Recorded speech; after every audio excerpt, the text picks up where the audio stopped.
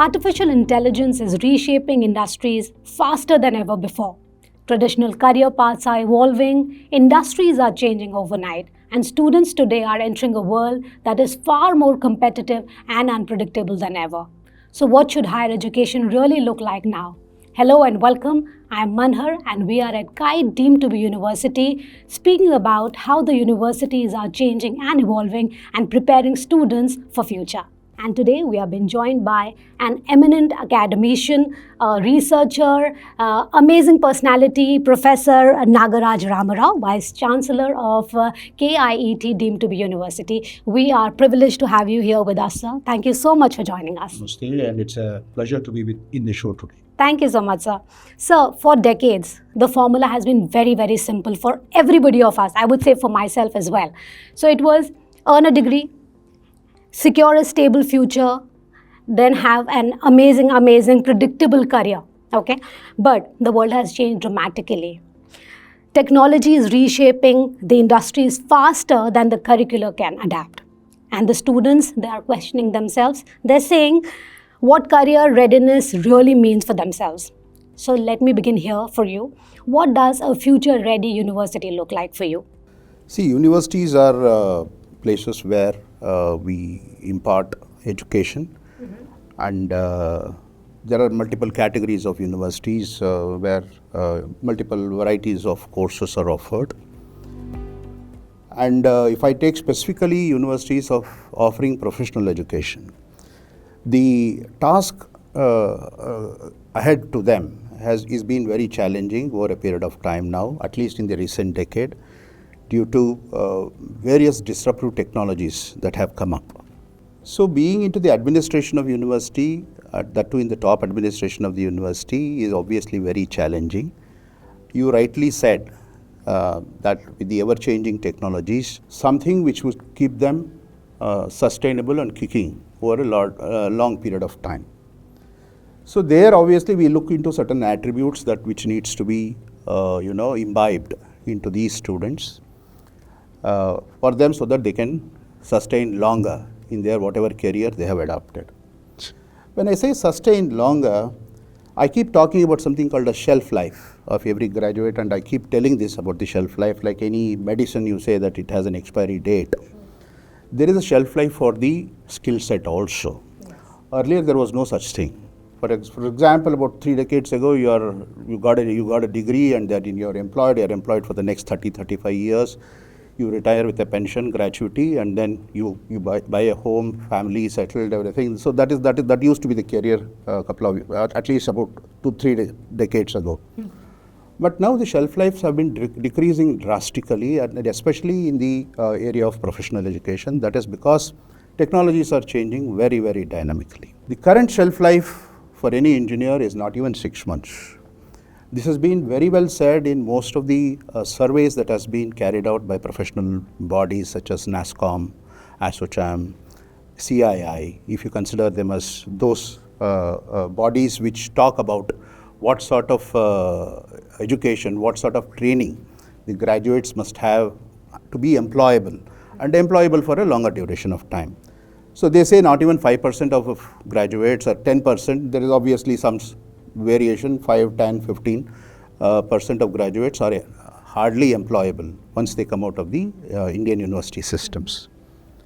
So university like ours, where we give a lot of impetus and a lot of importance to improve the shelf life and to make their career as long as possible within that 4-year education. So whatever time they spend in this university, the 4-year education that I impart to them must be capable of sustaining their career at least 5 to 6 years down the line. The 4 years that I get in training my students, it could be a bachelor's program where there is 4-year program, or a master's program where 2-year program. I do design, then I do realization, then I test, and then I deploy. So this whole journey of the problem statement, critical thinking, solution, design, create prototype, and then put it to implementation. The entire journey is what we describe as the life cycle of the graduate in the university.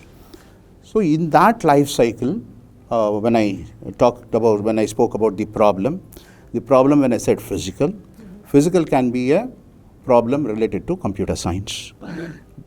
The same physical problem can be a problem related to mechanical engineering. The same physical problem can be a problem related to electrical or electronics engineering. So that is where the domains come. Sure. But finally it is mathematics. Sure.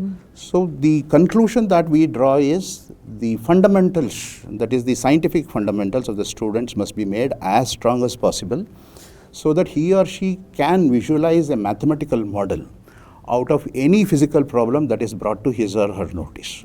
So once that mathematical model is with him, he should obviously now, through the technical training that he has undergone in the university system, should be able to propose the type of solutions.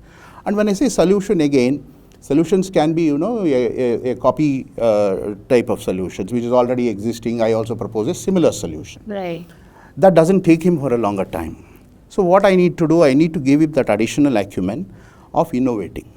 He should understand that the type of prototype sort of solution, which is very, very monotonous like thing, which even 100 other people can give. If he is also giving a similar solution, he will be one among 100 or one among 1,000.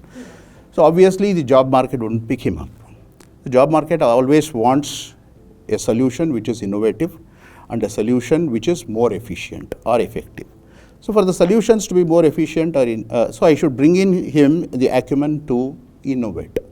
When I say the acumen to innovate, then obviously he should always think, he or she must always be having the ability to think out of the box. When I say out of the box, which means for him to think out of the box, he should have understood the mathematical problem very clearly. That should have been, when his problem statement comes to him, he should be able to split it into multiple sects, and then each sect, what could be the solution that he draws, and finally assimilates the whole thing, and then proposes a solution. While proposing the solution, he thinks it is as innovative as possible, which is deployable immediately, and which is very, very different and efficient when compared to the similar sort of solutions which is emanating in the class. So this whole thing, is what we need to do in the next 4 years' time or next 2 years' time, whenever a student is given to me.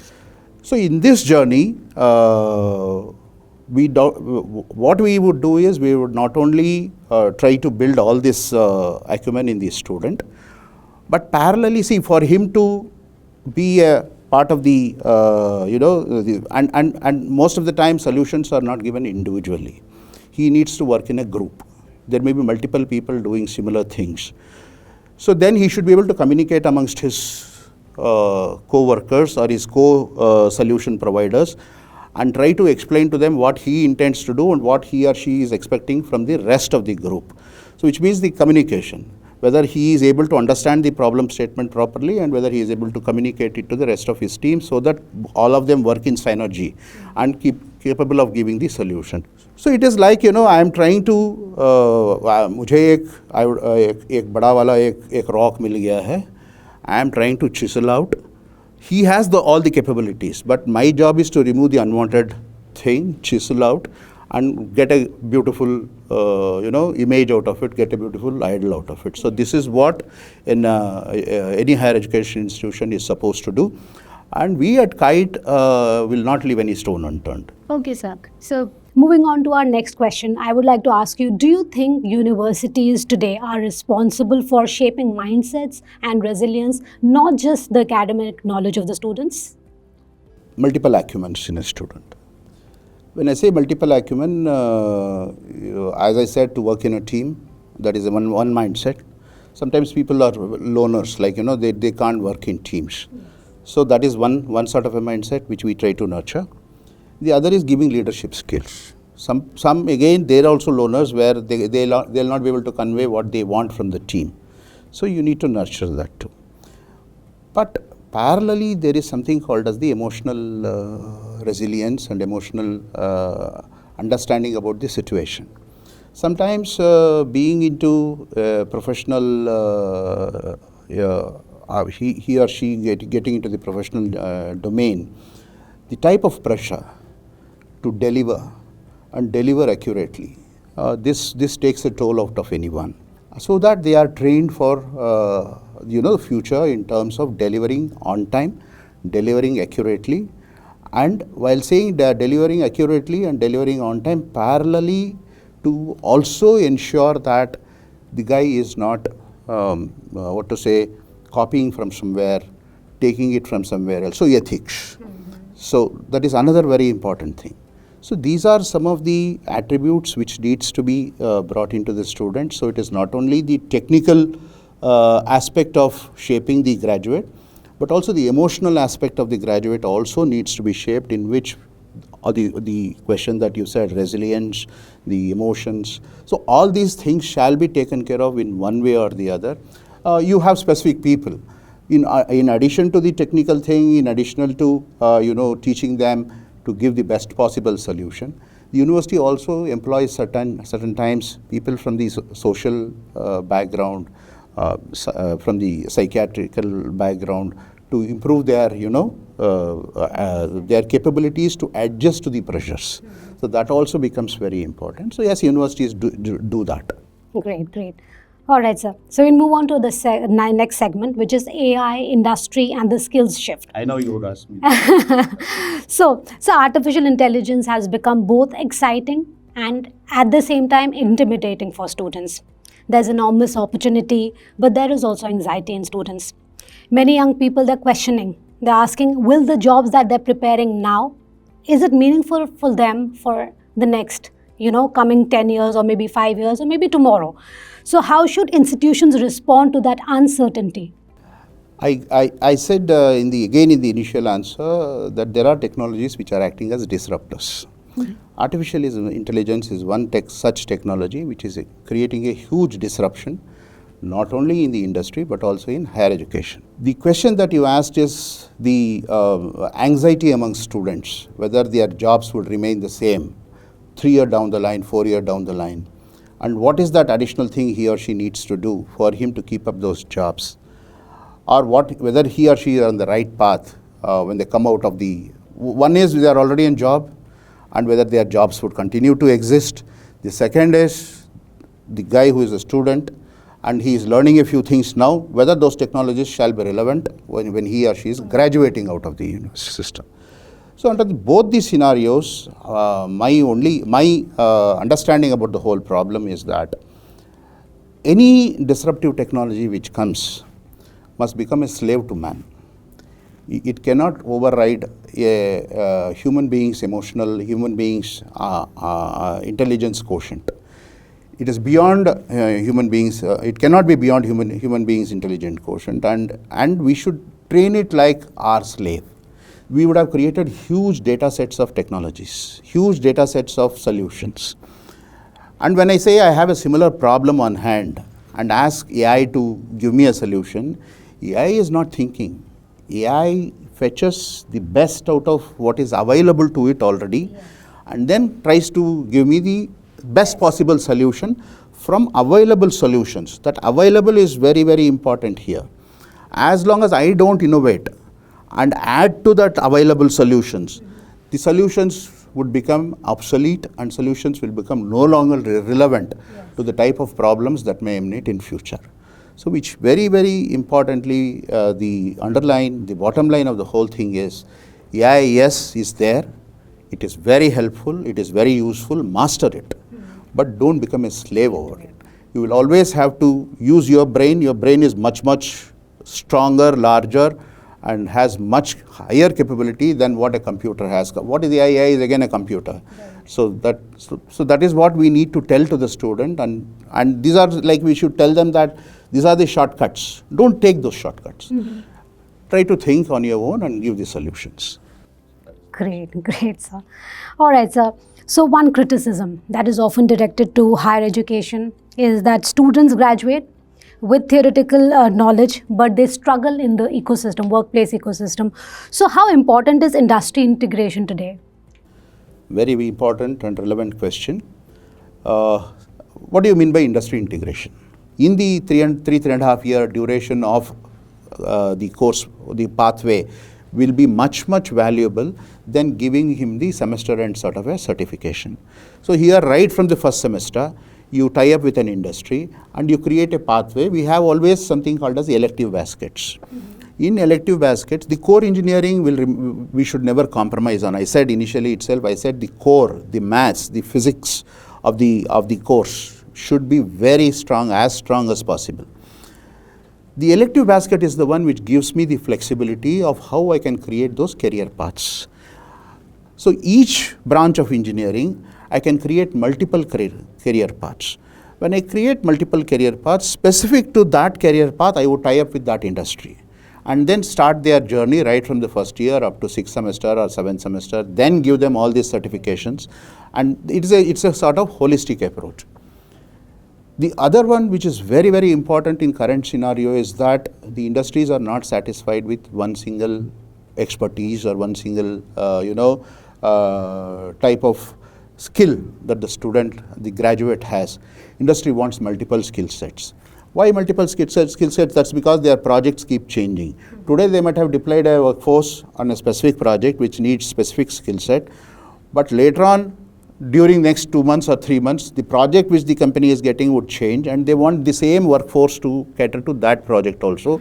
But there may be a technology mismatch between what the graduate, what the employee knows versus what the project needs. So I as university have this responsibility of training not only in one specific technology but also into multiple technologies, and that is where the elective baskets play a very important role too. So all this put together, I create a holistic graduate. Parallelly, I have taken care of his communication skill, his ability to talk, his ability to convey what he wants to tell. So the journey, that is the journey. So I would like to move on to my next question. So students today, they are well aware. They're very well, globally aware. They're ambitious. They are just not looking for jobs these days. They're looking for innovation, entrepreneurship, meaningful work. Do you think the aspirations of students have fundamentally changed? Obviously, they have changed fundamentally because generation has changed. We call Gen Z, right? So Gen Z's aspirations have changed tremendously. And we also, while we make policies, we would obviously accommodate for all those aspirational changes also. One of my friends who is into a senior HR level, he was just telling me one example where in a freshly hired employee was given some target and has to deliver it within a couple of days. And the day he comes empty-handed and he says he couldn't do because his emotion or his mindset was not apt enough for him to think about the solution. And when there was some, his immediate boss said, "Arey yaar, this attitude acha nahi hai aapko, and you will have to change." Well, then I changed my job. I would resign. When the technology is found suitable, I'll be able to do the technology transfer to the industry. That industry can be his own. That industry can be the student's own industry where he is, grouped with another 3-4 guys of similar mindset and they want to have a startup. उसके लिए भी मेरे पास ecosystem है जहाँ पे मैं उनको space दूंगा. हम लोग टेक्नोलॉजी बिजनेस इंक्यूबेटर TBI बोलते हैं उसको. We have created a TBI here where we give them office spaces, working spaces, and whatever is needed for them initially to innovate, ideate. उनको शायद उनकी कंप्यूटर्स की रिक्वायरमेंट होगी या उनको कोई नेटवर्क की रिक्वायरमेंट होगी, उनको कोई लीगल हेल्प चाहिए होगा in case they want to form a company, उनको कोई रजिस्ट्रार ऑफ कंपनीज से कोई लायस करने वाला कोई लीगल टीम उनको हेल्प करने के लिए, in case they want to comply IT वाला इनकम टैक्स रिलेटेड उनके लिए उनके साथ लायस करने के. So all this ecosystem is built in the TBI. So it is one ready-made place where the student goes, he is given a space, then this space is open 24/7. The key is with them. They go anytime, open, sit, talk, do whatever they need and then come. It is not enough if I can't stop there, I need to give them funding also. So that funding, institute has its own trust for funding. Plus we give them multiple opportunities to get fund from outside also. We have got multiple projects of Government of India, multiple projects from the UP state government, and also private from private funding agencies. So we create that entire ecosystem and try to nurture the aspiration of this class of students who don't want an employment but parallelly would like to create jobs. We say become job creators rather than job seekers. So that also we try to do it. So that is how we do. Like you give opportunities to all sorts of aspirations, a regular aspiration versus a not so regular aspiration, and create that ecosystem in the university. Well answered, sir. I'll move on to our third segment, which is inside KIET's innovation ecosystem. You've spoken a lot about it, but one of the things KIET is recognized today is for its innovation ecosystem that you've spoken in centers of excellence that I would want to know. But beyond the terminology, what does that actually mean for students on a day-to-day level? A very appropriate question and very unique to KIET. That is because I have worked almost like 30 plus years now in higher educational system, at least 20 years in the administrative level in various universities. I haven't seen so many centers of excellence in one single place, like one single university. We have about a dozen centers of excellences, and this is growing. We keep adding into it. Very soon we'll be inaugurating another 2 centers of excellences. So right from artificial intelligence to semiconductor technology, to space technology, to supercomputing, to electric vehicle, you name the latest technology, renewable energy, you name the latest technology, we have created a center of excellence for the. We recently have created an Apple Center of Excellence where students get trained on Apple technology, because Apple is slightly different sort of an operating system. We would like to give that technology to our students. So the aim of establishing these centers of excellence is that, and they are not department specific, very important. This is very important bottom line that all of us need to understand. Student from any branch, student from any specialization can get into any center of excellence and explore what he or she would like to do. This is the place where they innovate. And innovate in the sense, come up with newer ideas, come up with newer thoughts, come up with newer solutions. And then you have the entire ecosystem for them to, once the solution is there, whether the solution is right or wrong, for them to test. And we have made it a habit, we have made it a culture at KIET, that any department which, when it gives problem statements, it gives multidisciplinary problem statements. It will not be very monotonous single discipline problem, but you need a solution which needs from multiple solutions from multiple expertise. So you give them that problem, and then obviously they go into all these centers of excellence and give these solutions. So that is the unique ecosystem that we have built at. And when you talk about these labs, it really is wanting me to go inside the labs and, actually see for myself like how it is run, how it is taught. So I really want to do that. Great, sir.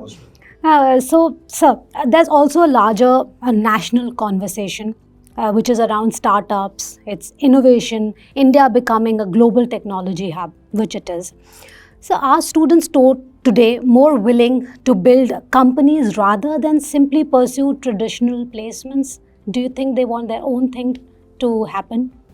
See, again I said there are classes of people, right? So, and obviously this class is created by the society. Society में क्या होता है कि graduation, once graduation is done, बेटा क्या कर रहा है, बेटी क्या कर रही है, जॉब मिल गया क्या, शादी कब करोगे. So that is the Indian society, right, and we cannot come out of it. So that societal pressure is there.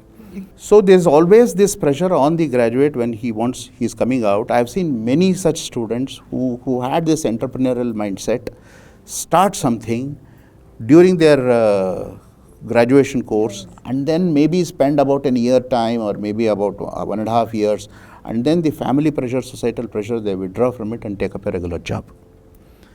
To be an entrepreneur, you need that sort of a resilience and that sort of commitment to be an entrepreneur. And always, not all entrepreneurs are successful from day one. You need to learn from failures, and that is the attribute which we need to create among students. That when we train the student, whosoever is coming into this entrepreneurial ecosystem, we always say that every failure is the stepping stone for the future success. So that mantra is always there.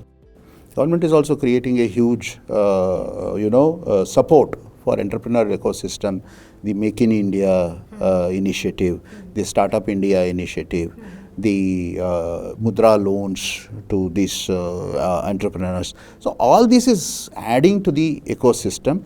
And parallelly, what is happening is the educational institutions like ours also are playing a very important role in nurturing that aspiration. We have a long way to go in the entrepreneurial ecosystem, but we are catching up, and catching up really fast. And the generation is, parallelly contributing to that growth. So when the curriculum itself is dynamic and demanding, the expectation from the learner is also dynamic and demanding. Yes.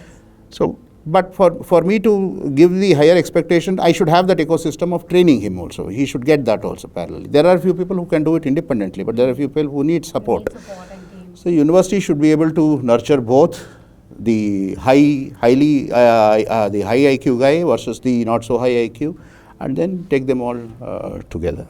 Very well said, sir.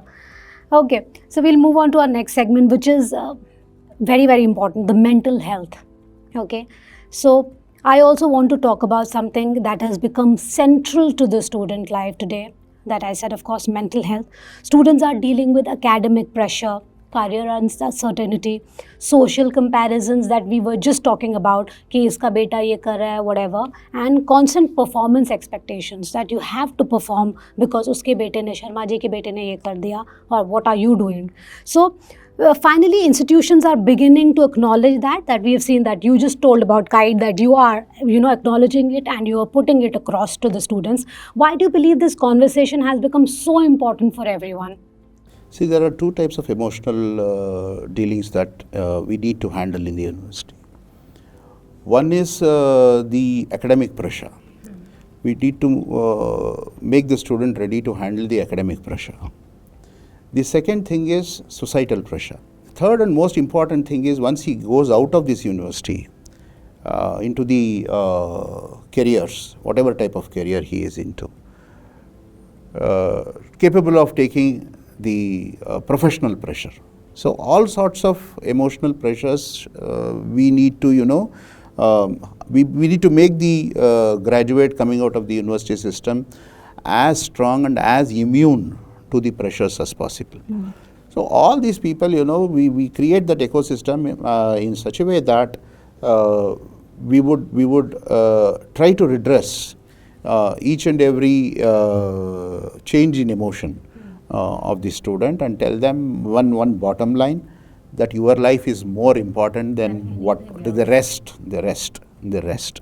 So once I am able to convey that to him or her, that his or her life is very precious, most important than other things that is happening, then I think we would have done our jobs correctly. Great, sir.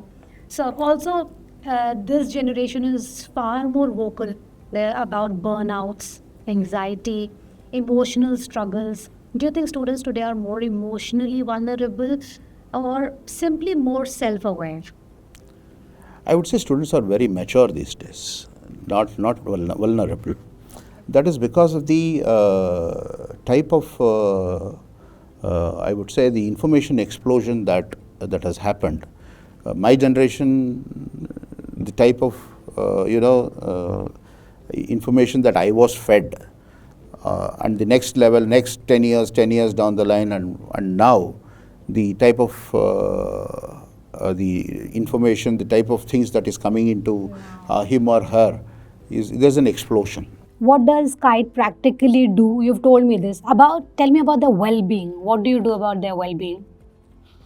Well-being is a very large question, right? So how do we define well-being? Well-being is a very abstract sort of a word.